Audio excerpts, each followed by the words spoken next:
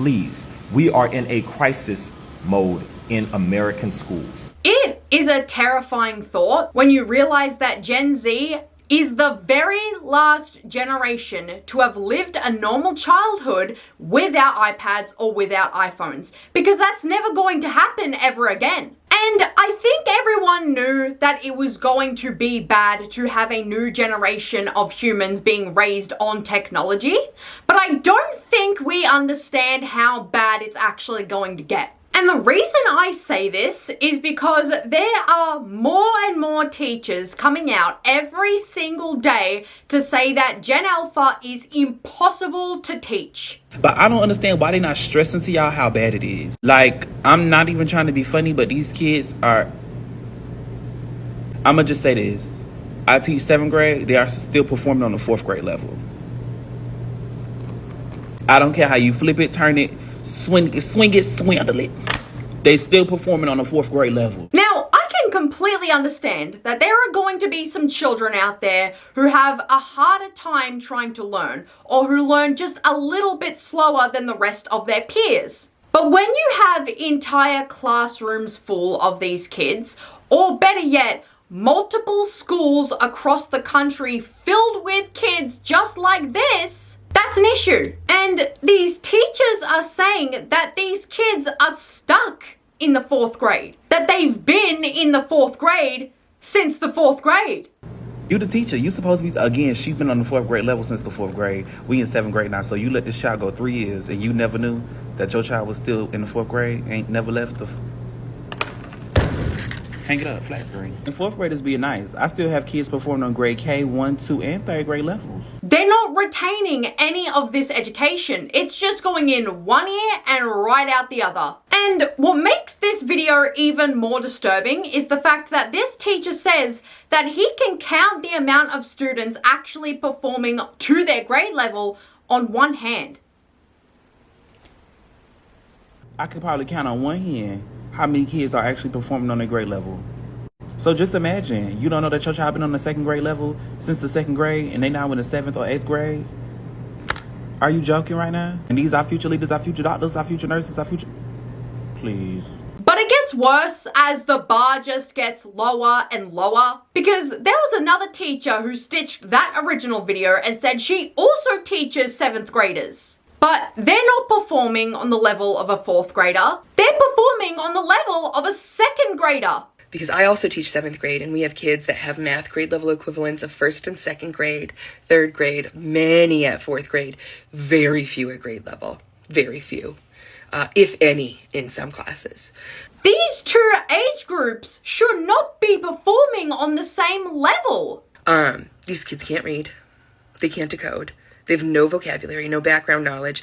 I've never seen anything like it. My 5th graders with significant language-based learning disabilities could write better than non-disabled 7th graders can now. They can't write a sentence. They don't know what state they live in. They don't know what region of the country they're in. They have no background knowledge. Most of them don't know who the president is. And this was the case last year. They can't take notes. They can't even attend to a video. They can't even attend to a 3-minute video clip. I can play it. I can tell them what it's going to be about. I can summarize what the video did, and not a single one can tell me what the video was about. Now, in this video, that will not be the first nor the last time that you guys will hear these teachers warning people of the fact that these kids can't read, they can't write, they don't have a vocabulary. I can't even say I'm shocked at the fact that these kids don't really have a great vocabulary when all of them are using terms like skibbity or gyat. If Georgia's like, I have a bigger yacht than you, I'll be like, what is a be yacht? so free with it. What? What on earth I'm is a sorry, yacht? what? A yacht? A yacht! Yacht. So, a yacht? It stands for... It stands for girl, your booty thick. Girl, your ass It's like thick? basic, yeah. If you have a BBL or if your butt shakes when you walk, that's when you would yell yacht at somebody.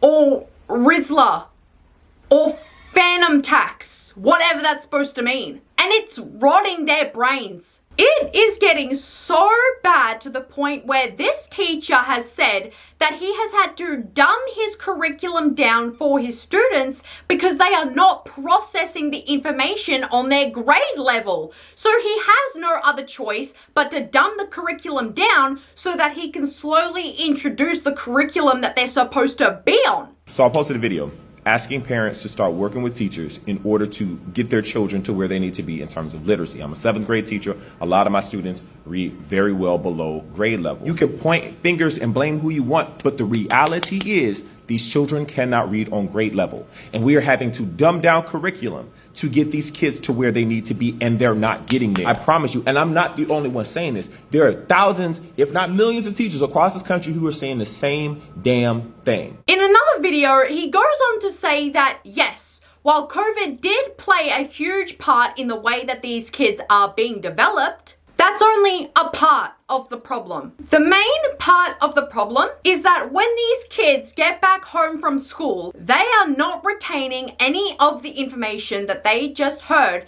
because they come home and immediately start doing this. As soon as they walk into their door, their parents are letting them do this. And this is not just because of COVID. This is not just because kids were out of school for a long time. That is a huge contributing factor to it. But it's also because they're in environments where education and literacy are not emphasized or it's not modeled. I got a student, whenever the student has to work, he does not like doing it and he gets frustrated and then he gets mad and then he starts to lash out, and I can't work with him past that point because he does not read on grade level, and I can't give him grade level work because he's so far under grade level. They are so used to having a device in their hands at all time that when there comes a time there is no device, they will just start playing it with their thumbs and their fingers in the air as if they do have a device in their hands. It isn't any surprise that they're not retaining any of the information because all they're thinking about is, where's my phone? When can I go on my phone? What's happening on my phone right now? They don't have any environmental awareness. They don't know what's going on around them because there was literally a kid who was left alone at his restaurant table because the family had acted like they left to see if he would notice. He didn't lift a finger. He didn't lift his eyes. He did not notice that there was nobody else at the table with him anymore. Because as soon as they get their device, they tune the world out and nothing else matters but the device that's in their hands and what they're doing on that device. And the people in that video were laughing like it was funny. That's not funny. That is dangerous. And I don't know how some people can just laugh at that. When I tell you that these babies cannot read, they cannot write, and they cannot comprehend, I'm not being funny. I'm being dead serious. It doesn't exist. But what he's the most concerned about is the fact that he's teaching 7th graders, okay? These kids would be from 12 to 13 years old. And these are the words that they're struggling with. These are the words that they cannot spell. 7th grade English teacher here. I teach in Northern Houston, and I teach at one of the more affluent schools. I have kids constantly asking me, how do I spell window? How do I spell important? How do I spell though? And they be serious. They're dead serious. He then goes on to say that he will get his students to read a story with 4 paragraphs. Just 4. And they cannot name the main character of that story. They do not know the main character's name of a 4-paragraph story that they just read. I could ask them, who is the main character of your story? The story of 4-paragraph story we just read. Can't tell you. They don't know. They don't know. They don't know. It took us 4 weeks to get through how to answer a question in a complete sentence. But this topic of discussion isn't just only on TikTok, because it's on Twitter as well. This is the work of an 8th grader. A child who is anywhere from 13 to 14 years old is turning in work that looks like this. That's real. And somebody in the replies of this tweet said this: I haven't looked into this much, but all I know is that if I had autocorrect as a kid, it would have for sure fucked me up. I agree with them. I really do. How are we supposed to expect kids to learn anything or to retain any information when they can just go online, type one word into an AI bot and get an entire essay written for them with the snap of a finger? How can we blame them for not being able to sustain any actual education when they can just go to the App Store, scan a problem that they're having with their homework through an app, and get the answer immediately? How is any information supposed to stick when there's no actual learning going on? It's just, let me get my phone out and scan this equation, and then I'll write what's being given to me. But this phenomenon isn't just happening at schools. It's happening everywhere. You want to learn ballet? It's happening there. Having to teach and work with you guys as children has been the most traumatic experience of my life. I teach 5-year-olds ballet. They don't respect any authority. You ask them, can you stand in your designated spot? They're telling you no and shut up. You say, can everybody sit in their spot? I don't want to. I'm not doing that. You don't get to tell me what to do. You're not my mom. I told a young little girl, please sit in your spot. You're not my mom. You don't tell me what to do. When her mom came to pick her up, I said, hey, your daughter's having a hard time following instructions. 7 times today I've had to redirect her to just sit in her spot. Well, clearly she didn't want to sit. And mind you, this is a mom. Clearly she didn't want to fucking sit right there. So, I mean, if she's telling you she don't want to do something, why keep asking her to do it? You know she's not going to do it. And that's also why we can't put the blame solely on the children, because their parents clearly don't care. And another thing that's heart-wrenching is horrifying. Your 5-year-old daughters are asking to listen to Pound Town. 5-year-olds are requesting this song. This is the song that they want to hear in their ballet class. And the only reason any of them would have even known about that song's existence is through TikTok, is through Instagram, because of the devices that their parents keep giving them without any supervision. I'm playing them Princess Tiana ballet music, and they are asking me, can we hear Pound? I'll say, hey, you know, let's regroup. If you guys need 5 minutes, let's do some breathing. Your kids are telling me to shut up.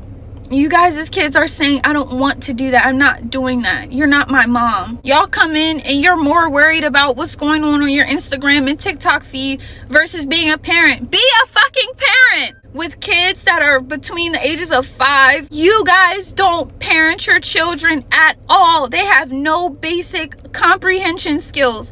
They can't sit still. No attention span. They're hitting people. They can't talk. They can't communicate. They don't even know how to say, I want to go to the bathroom. If you ask them a question, they're rude, nasty, horrible attitudes at 5.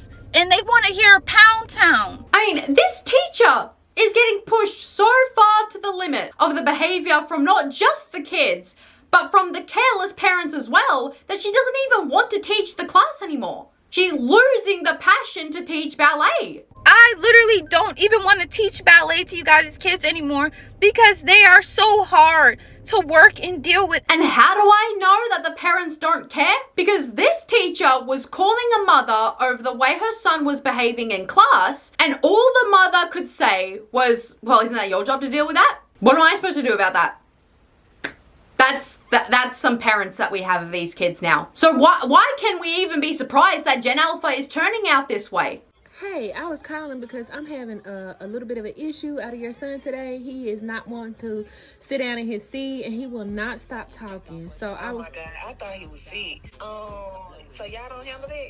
I'm not trying to get smart. I just want us to work together to ensure the success of your scholar. Well, I mean, what he doing? He won't sit down and he won't stop talking. Therefore, he's not able to complete. You can't make him sit down. Well, I can't make a child do anything. I can ask it, but I can't make him do it. And so I'm wanting to work together. Like, I sent him up there to that school because y'all need to know how to handle him. I thought they had teachers that know how to handle kids. I mean, if y'all can't handle, I don't know what you want me to do.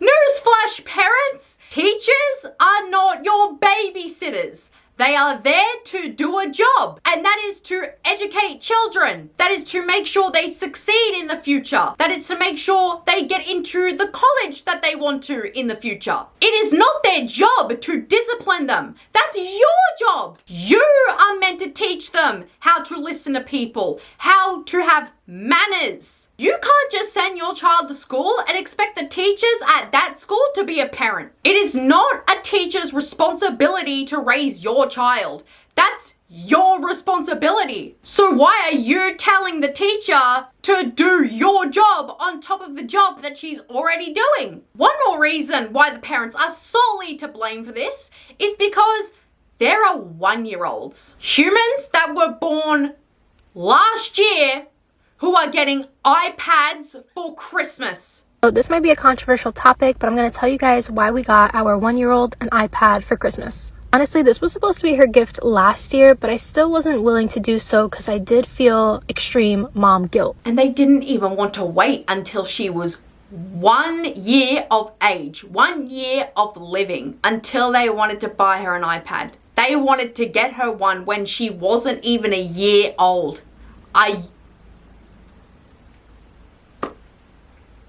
They're getting introduced to technology that early, when they're just a couple months old. Yep, chuck an iPad at them. That's a great idea.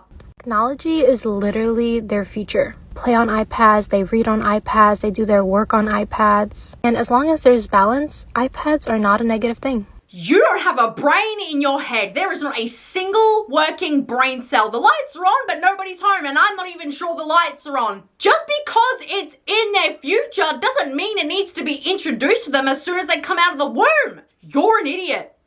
You should not be a parent. You are a bad parent. Anyways, guys, thank you so much for watching this video. Mwah. I love you all so much, and I will see you guys in the next video.